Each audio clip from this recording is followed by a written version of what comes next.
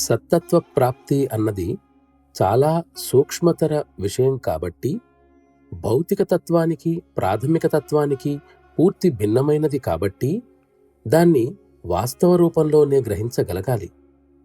ప్రాచీన సాంప్రదాయ యోగశాస్త్రం ఇంతటి సూక్ష్మతరమైన పద్ధతిలో భౌతిక, లౌకిక సంగ్రహణలు వచ్చి చేరడంతో ఆత్మసాక్షాత్కారం తన అసలు విలువను కోల్పోయింది అని చెప్తుంది.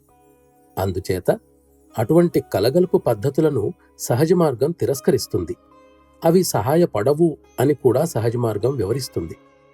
రాజయోగం యొక్క ప్రధాన లక్ష్యాన్ని మాత్రమే అనుసరించి దానిని చేరుకోవడానికి సాధ్యమయ్యే నిదానమైన మార్గాన్ని నేటి సాధారణ జీవితంలో కూడా సులభంగా ఆచరించటానికి వీలు కల్పిస్తుంది. ఈ విధంగా సహజ మార్గము అన్నది వేదాంత భావాన్ని, దివ్య సాక్షాత్కారాన్ని ప్రబోధించే బోధనాలయము అని గర్వంగా చెప్పగలం.